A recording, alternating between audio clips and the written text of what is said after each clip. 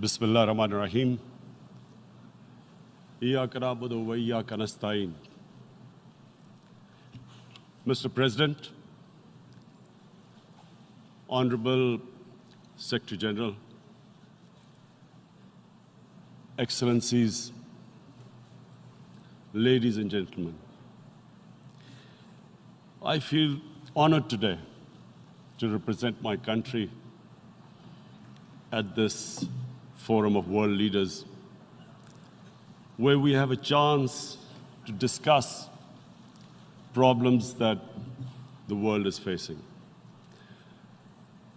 I want to talk about a lot of problems, but just four today. And I especially came to this forum despite a difficult time in my country, facing challenges. I would not have come, but because I feel that there are some very urgent problems which the world must address. So first of all, I start with climate change. So many leaders have talked about climate change. But Mr. President, I feel that there is a lack of seriousness. Perhaps world leaders some of the leaders who can do a lot, do not realize the urgency of the situation. We have a lot of ideas, but as someone said, ideas without funding is mere hallucination. Pakistan, I'll give you start with my own country. Our country is amongst the top 10 nations in the world which are most affected by climate change. We depend upon our rivers. We are mainly an agricultural country. And 80% of the water in our rivers comes from our glaciers. The glaciers, not just on the Pakistani side, even India. The 80% of the water in Ganges and the Indian rivers also comes from the glaciers, from the Himalayan glaciers, Karakoram, Hindu Kush. And these glaciers are melting at quite a rapid pace. We detected already 5,000 glacial lakes in our mountains. And if this keeps going, if nothing is done, we are scared that humans are facing a huge catastrophe. In my country, when my party came to power in the province of KP, we planted 1 billion trees in 5 years. Now we've set ourselves a target of 10 billion trees in Pakistan. Idea being to counter the effects of global warming. But one country cannot do anything. This has to be a combined effort of the world.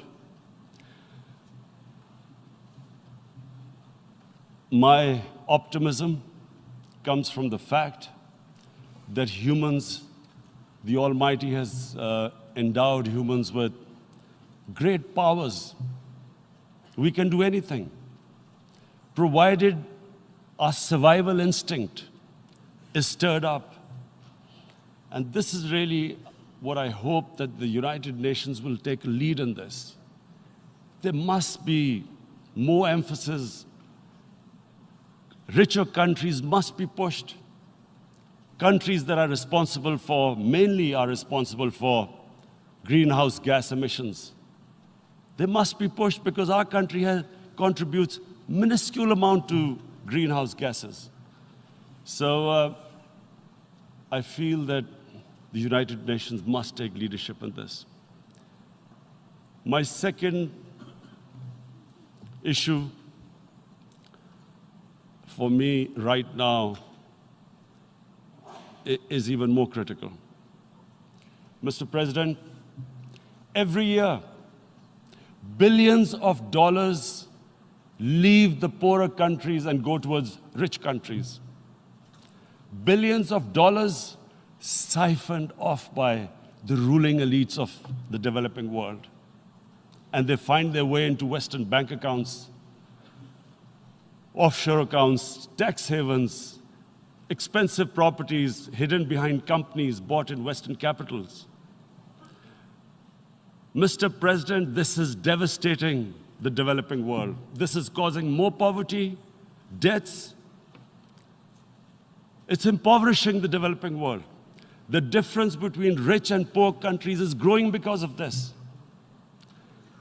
Money laundering, which happens because money leaves the poorer countries into rich countries, is not treated the same as, for instance, money from drugs or terror financing. The seriousness which terror financing and money from drugs, the way it is treated, it's not the same. The way the poor countries are being plundered by their elites. It's not happening. In my country, when I took charge of our government a year back, in the 10 years preceding that, our total debt went up 4 times. The debt we had accumulated in 60 years, just in 10 years, it went up 4 times. As a result, the total revenue we collected in 1 year, half of it went into debt servicing. How are we going to spend money on our human beings, 220 million people, when half the money is going into debt servicing? Because our country was plundered by the elites, the ruling elite. And easily they could get the money out. And when Mr. President, we located properties in Western capitals bought by this money through corruption and money laundering, located the properties of these corrupt leaders, we find it so difficult to retrieve it. That money, if we retrieved that money, we could spend on our human beings. But it's so difficult. The laws protecting these criminals. We do not have the sort of money to have expensive lawyers and spend millions and millions of dollars. We need help from the rich countries. And Mr. President, it's critical. The rich countries must show political will. They cannot allow this to happen. How can the poor countries spend money on human development, which the United Nations asks, SDG? How are we going to do it when this money can easily leave our countries?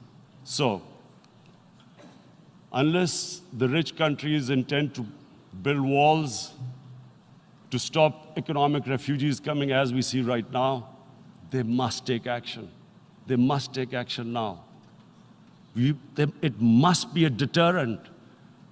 Corrupt ruling elites should not be able to take money out easily and park it into foreign bank accounts and into these properties abroad.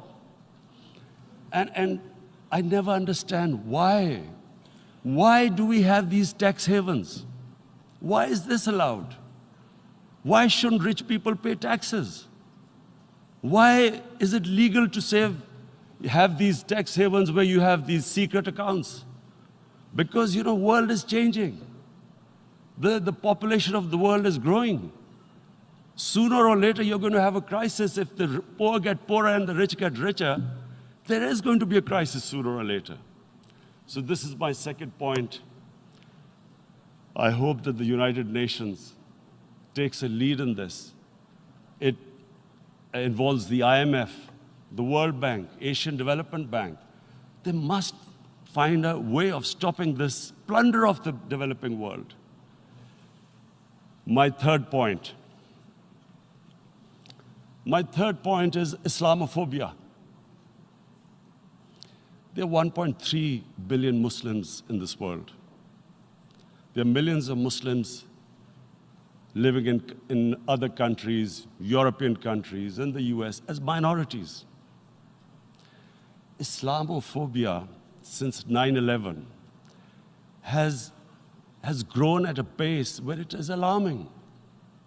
Human communities live together. There should be understanding amongst them.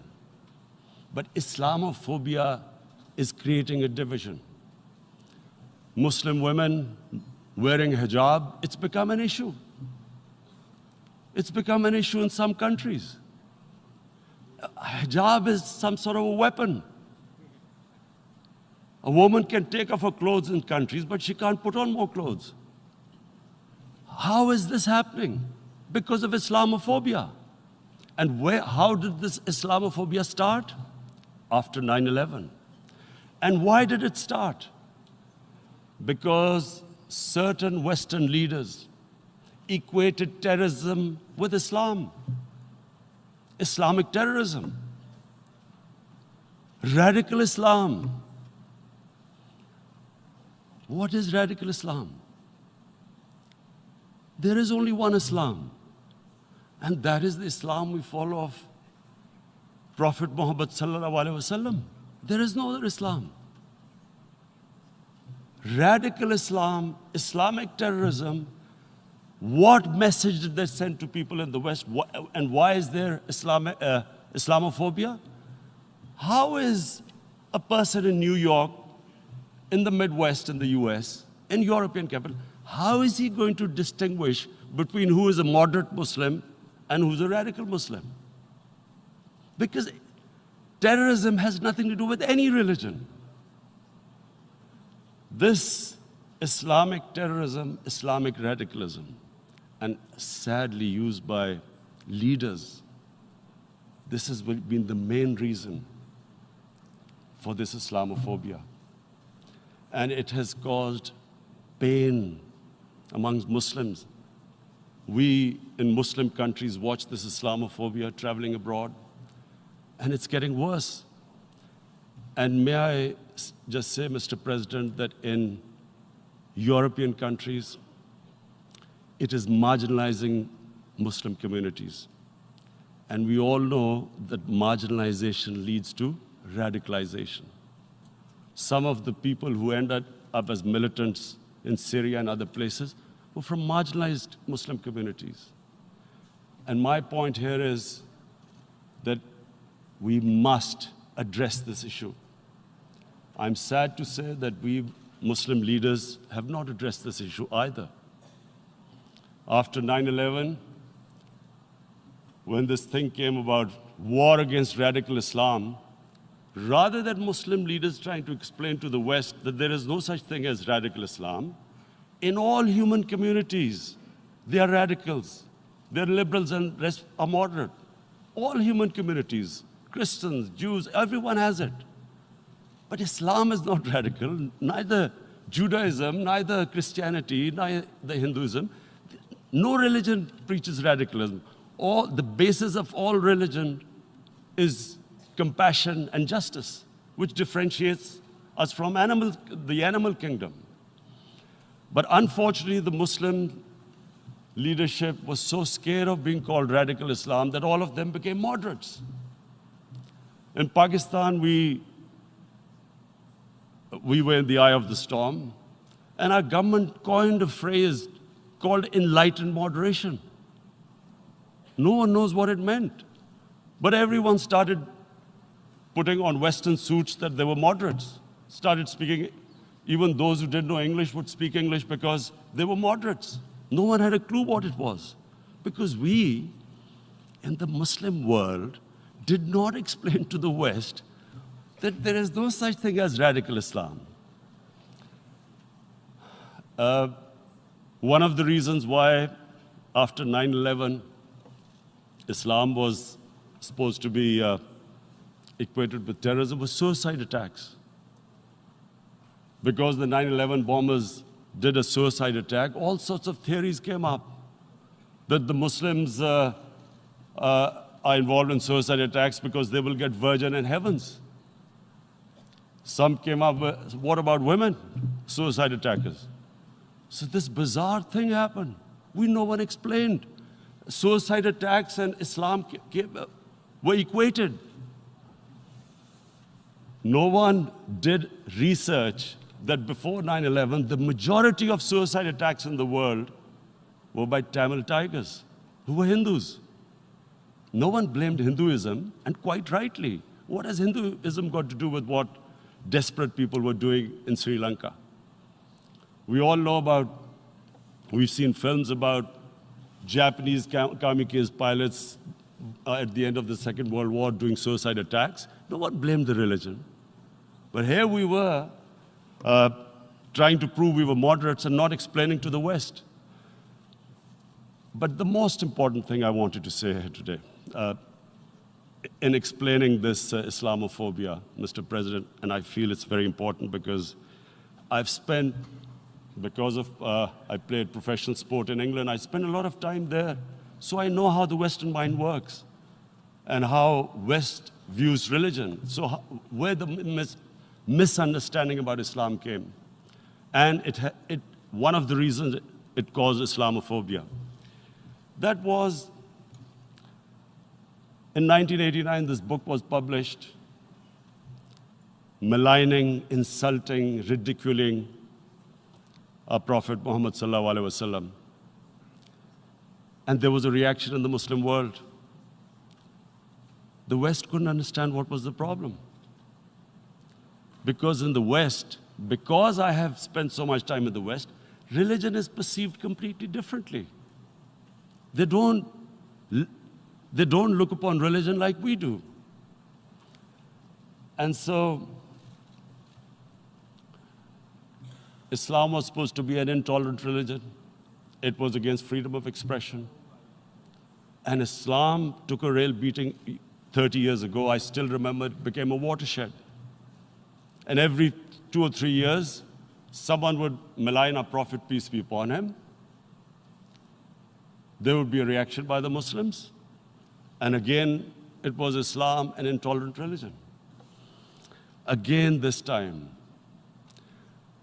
I blame a certain section of the people in the West who deliberately provoked this, knowing the impact it would have. But the majority of the people in the West didn't understand. This is where, again, Muslim leadership let the Muslims down. We should have explained to them what our Prophet, peace be upon him, means to us. So in 1 minute, I'll try and explain what he means to us. Our Prophet was the witness to the divine book, the Holy Quran. The Holy Quran is the book of guidance for Muslims, and the Prophet's life was living the Quran. He was an example of what the Quran guided us to be. So he is the ideal we all try to get to. The Prophet created the state of Medina, the first state in Islam. That state was the basis of a Muslim civilization which became the predominant civilization for the next 700 years. And what was that state? I hear such strange things about Islam, that it is against women, it's against minorities. The first state of Islam in Medina, it was the first time a welfare state was set up. The state took responsibility of the weak, widows, orphans, poor people, handicapped. It taxed the rich, spent the money on the poor. The state announced that all human beings are children of Adam, hence equal, whatever the color of their skin. The state announced, the Prophet announced that, and slavery, the whole system depended on slavery as it did for many years in the Western societies. The Prophet said that one of the greatest deeds is to free a slave. But because the society depended on slavery, he said, but if you have to, treat them as an equal member of the family. And as a result, something happened in a Muslim world which hasn't happened in any other civilization. Slave dynasties appeared. Slaves became kings. The Mamluks, slaves who ruled Egypt. In India, there were slave dynasties. And then, with minorities, again, you hear that Islam is supposed to be against minorities. Let me just make this clear. In Islam, the Prophet announced that everyone was free to practice his religion. It was a sacred duty to protect the places of worship of all religions. He announced that every person is equal in front of law, whatever his religion or his color. And this incredible case, and I always quote this, that the fourth Khalifa, the head of state of Medina, he lost a court case against a Jewish citizen. So, number one, it showed there was a rule of law, no one was above law. And number two, that a Jewish citizen was an equal citizen. So, Mr. President, when a Muslim society is unjust to its minorities, it is going against the religion of Islam and our Prophet, peace be upon him. So, it is important to understand this. The Prophet lives in our hearts. When he's ridiculed, when he's insulted, it hurts. As we human beings understand one thing, the pain of the heart is far, far, far more hurtful than physical pain. And that's why the Muslims react. And I always thought that if I ever had the stage, I would try and explain this to the world community, especially to the Western community, because having lived in the Western community, people didn't understand this. When I first went as a teenager to England, there was a comedy film on Jesus Christ. It's unthinkable in Muslim societies. So we need to explain that, look, in a human community, we must be sensitive to what causes pain to other human beings. We have, in the Western society, and quite rightly, the Holocaust is treated with sensitivity because it gives the Jewish community pain.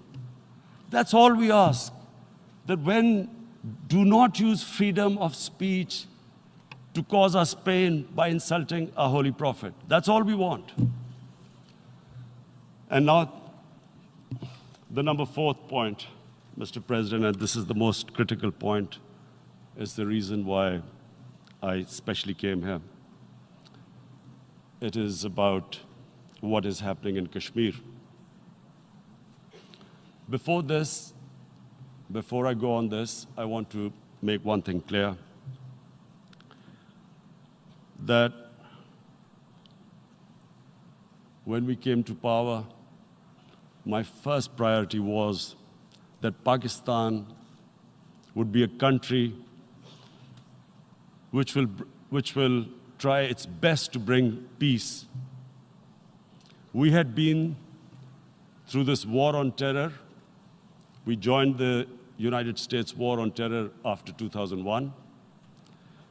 And Pakistan went through one of its worst periods where 70,000 Pakistanis died and over 150 billion was lost to our economy. And Mr. President, I opposed the war because in the 80s, Pakistan had joined the Western countries in what was the freedom struggle then in Afghanistan against the Soviets. And it was funded by the Western countries. These Mujahideen groups, which were treated in guerrilla warfare, were trained by Pakistan Army, funded by the Western countries, and especially US, and they waged what was a freedom struggle in Afghanistan. The Soviets called them terrorists. We called them freedom fighters. 1989, the Soviets retreated. The Americans packed up and left. Pakistan was left with these groups. Come 9/11, Pakistan joined the United States in this war on terror. And now our government was supposed to, the reason why I opposed joining this war, because here we had indoctrinated them in jihad, meaning freedom struggle against foreign occupation.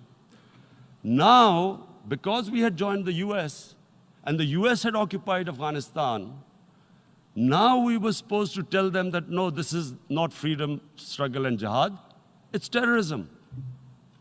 So that's why I tried to tell then government that, stay neutral, because you will have leverage over them.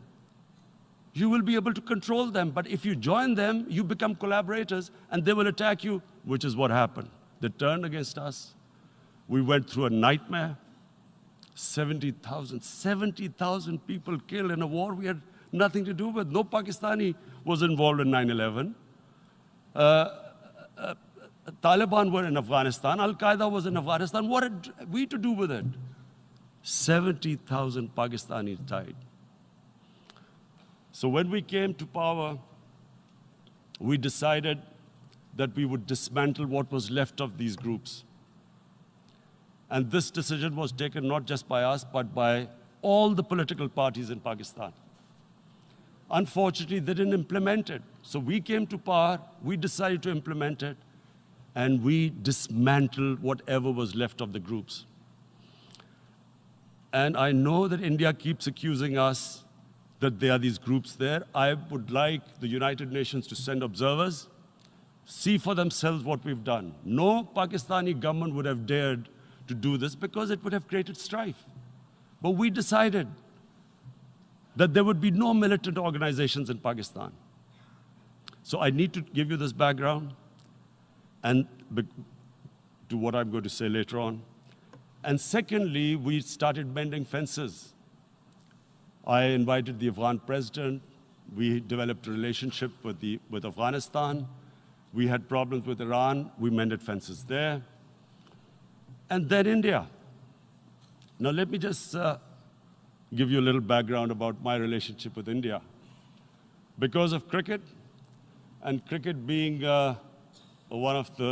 it's a passion in the subcontinent, I had great following in India. I have friends in India, and I loved going to India. So immediately, when my party came to power, the first thing we did was to immediately reach out to India. And I spoke to President Modi, and I said, look, we have similar problems. Climate change, poverty, let's get together. Let's resolve our differences through trade. Let's build a relationship on trust. Prime Minister Modi told me that, there were terrorist attacks from Pakistan. I said, we have problems with you. There are terrorist attacks which we know are instigated by India in Balochistan. We caught a spy, Kulbhushan Yadav, who admitted what the sabotage going on in Karachi and Balochistan. So we said, look, let's leave that behind. Let's move forward. Our main priority should be our people. The highest number of poor people live in the Indian subcontinent. Unfortunately, didn't make any headways. Our foreign ministers were supposed to meet on this in the UNGA last year. India canceled it.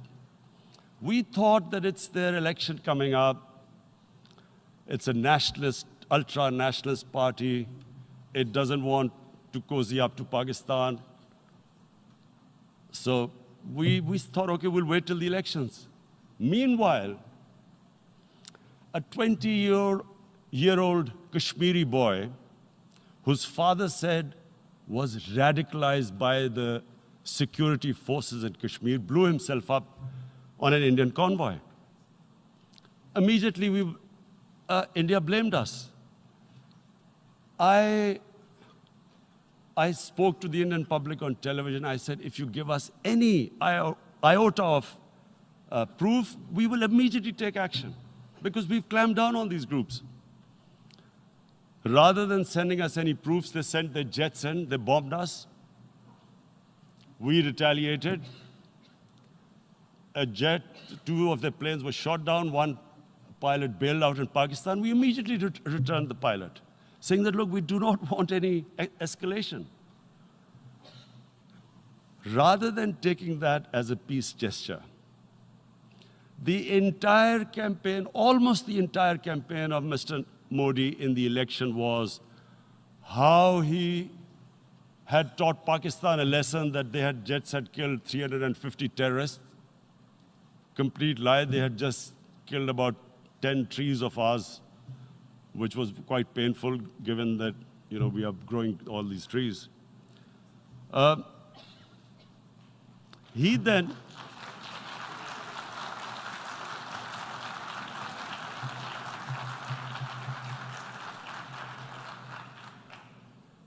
the election campaign, Mr. Modi used words like, this is just a trailer. The movie is about to start. I went into Pakistan and taught them a lesson. This was the election campaign. Okay, so we thought, us politicians make all these statements to win elections. So, okay, after elections, we'll get back to our normal relationship. Well, the moment the elections ended, we approached India. No response, but then we discovered they were trying to push us in the FATF blacklist to bankrupt us. That's when we realized there was an agenda. And that agenda became obvious on the 5th August when India went against 11 United Nations Security Council resolutions, which say that Kashmir is a disputed territory and the people of Kashmir have the right of self-determination. They went against that. They went against Simla Accord, which is about bilateral, sorting out our differences through bilateral means, went against that. They actually went against the Indian Constitution. Illegally, they revoked Article 370, which gave Kashmir the special status. They got an extra 180,000 troops there. Total number of security forces in Kashmir now are 900,000. And they put 8 million people of Kashmir under curfew.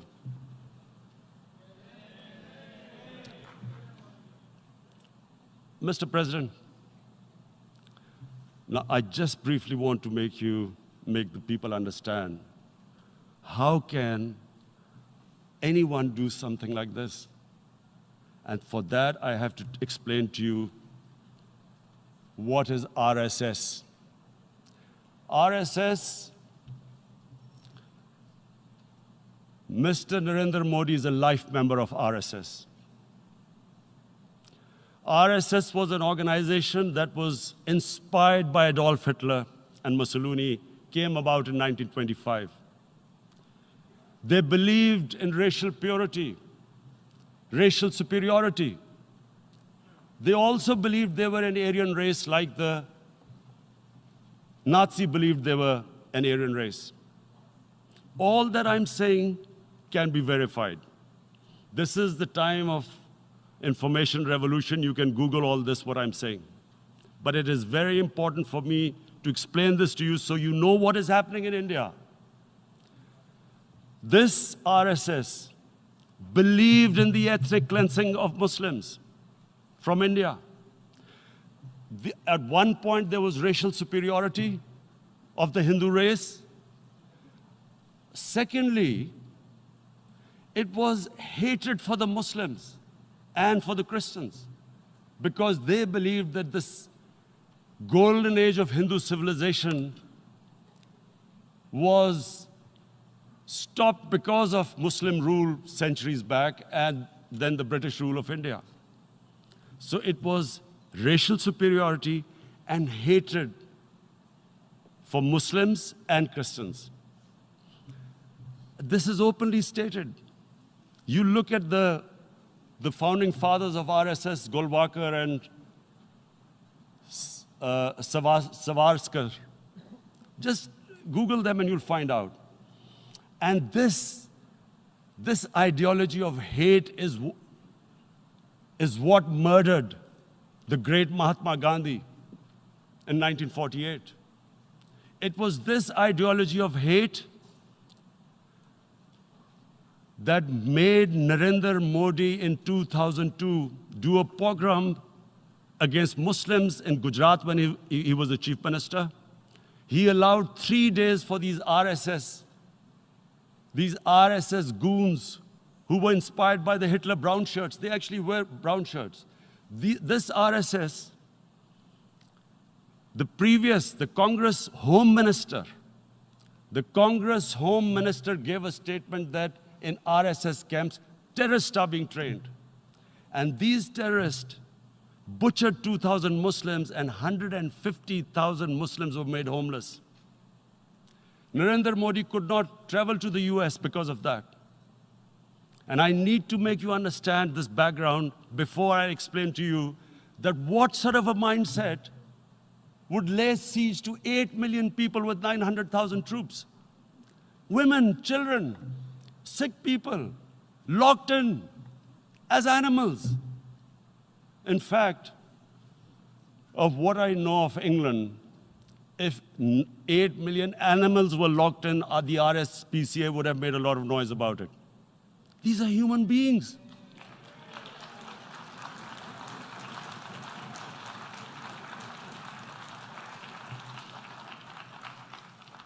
And Mr. President, what comes with racial superiority, these illusions of Aryan superior race, is arrogance.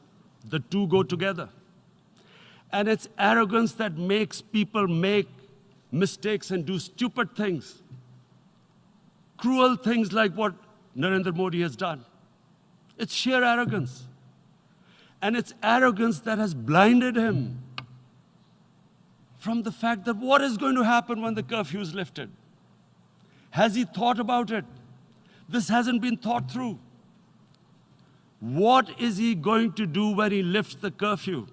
Does he think that people of Kashmir will quietly accept the status quo because India has changed the constitution and taken away the special status? They'll accept that?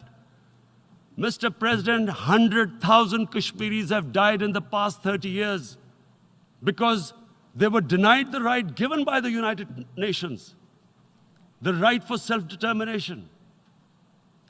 100,000 have died and 11,000 women have been raped. There are 2 United Nations human rights reports on this. The world hasn't done anything because India is a huge market, 1.2 billion people. Sadly, the material prevails over the human. But this has serious consequences. Again, I repeat, that's why I'm here. Look, what is going to happen when the curfew is lifted will be a bloodbath. The people will come out. There are 900,000 troops there. They haven't come to, as Narendra Modi says, he's done this for prosperity of Kashmir. This is supposed to be for the development. These 900,000 troops, what are they going to do when they come out? There'll be a bloodbath. Has he thought it through what happens then? Mr. President, has anyone thought that what happens when there is a bloodbath? What do you think the impact will have on people of Kashmir? What do you think they will think? The way they have been boxed in their houses, treated like worse than animals, no rights. Thousands of all the political leadership has been arrested, taken out of Kashmir. Even those Kashmiri leaders who were pro-India have been taken out. 13,000 boys have been picked up and taken to God knows which destinations. So what do they think?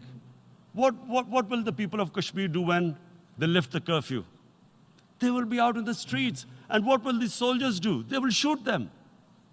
They've already used pellet guns, blinded young boys. In the last 6 years, the 5 years, the oppression that has gone on in Kashmir. And so, Kashmiris will be further radicalized. Mr. President, there will be another Pulwama. And guess what? India will blame us. They're already blaming us. They're saying all this is happening because of Pakistan. One of their defense ministers said, there are 500 terrorists lined up on the border to go in. Why would Pakistan send 500 terrorists when there are 900,000 troops? What impact are they going to make? What will they do? And don't we know that the moment there is some terrorist attack, all that will happen is there'll be further cruelty and oppression of the people of Kashmir. We will just give the 900,000 troops to further crush the people of Kashmir. And then we'll give the Indian government an excuse that, look, Pakistan is a terrorist state, and this mantra that has gone on, Islamic terrorism. The moment you use this catchword, Islamic terrorism, the whole world turns away. No one talks about human rights. You can do whatever you want, which is what has happened in Kashmir, because they keep using this word, Islamic terrorism. And this is what they're doing right now. What do we benefit from further increasing the cruelty on the people of Kashmir? And why would we want this? But there is no other narrative left for India. As when they lift the curfew, whatever happens, Pakistan will be blamed, and there is always a danger of another Pulwama. They might come and bomb us again, and then another cycle might start. And what does Narendra Modi think that 180 million Muslims of India are thinking right now? Aren't they watching these Kashmiris stuck inside for 55 days they've been stuck in? Aren't they watching? What do you think? Don't you think that the Muslims will be radicalized in India? And I'm talking about 180 million people. And when they get radicalized, there will be some incident in India somewhere down the line. Again, we will be blamed. And I'm warning you right now, again, we will be blamed. And Mr. President, what about 1.3 billion Muslims who are watching this? And they know that it is only happening in Kashmir because they're Kashmiri Muslims. This is not happening to Kashmiri Hindus. They know that this is happening because of their religion. So what do you think they will be thinking? What do you think the Jewish community would think if there were, forget 8,000 Jews stuck like this? What do you think Europeans would think? What do we think? I mean, any human community, if their members are stuck like that, what do you think they will think?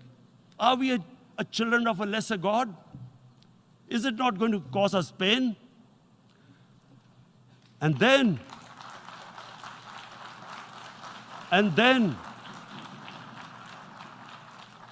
I'll tell you what will happen. People will, in the 1.3 billion Muslims, someone will pick up arms. I know we've been brought up with films, Western films. This good, decent guy doesn't get justice. He decides to pick up a gun and start seeking justice. There was a film made in New York, famous film called Death Wish. This guy gets mugged by and his family, his wife gets killed or something. He can't get justice. He picks up a gun and he goes around shooting muggers. And the whole cinema cheers him on. So what do you think the Muslims are thinking right now? If there is a bloodbath, there will be Muslims becoming radicals, not because of Islam, but because of what they will see that there's no justice when it comes to Muslims. There were Rohingya Muslims, Myanmar, who are, God knows, almost 1 million people out, ethnic cleansing. What was the response of the world community? So what do you think will be the response of 1.3 billion Muslims? I picture myself. I'm in Kashmir.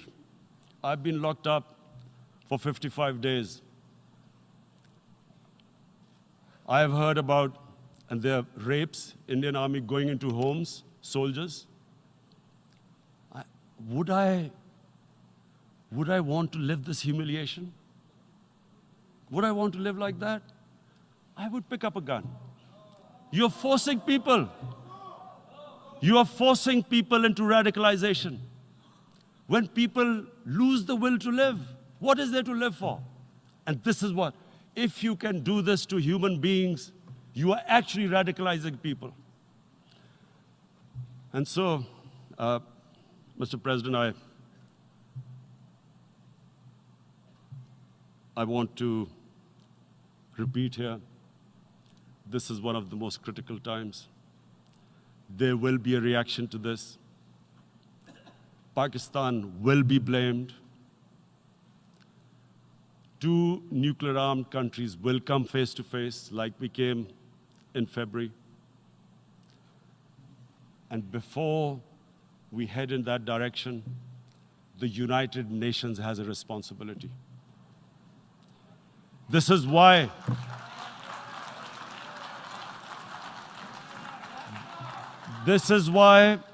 the United Nations came into being in 1945. You were supposed to stop this happening. I feel we are back to 1939, Munich. Czechoslovakia has been taken, annexed. What is the world community going to do?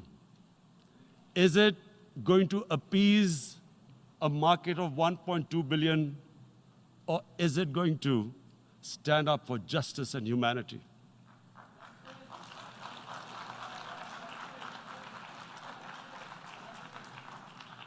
If this goes wrong, you hope for the best, but be prepared for the worst. If a conventional war starts between the 2 countries, Mr. President, if a conventional war starts, and anything could happen, but supposing a country 7 times smaller than its neighbor is faced with the choice, either you surrender or you fight for your freedom till death, what will we do? I ask myself this question. And my belief is, La ilaha illallah, there is no God but one. And we will fight. And when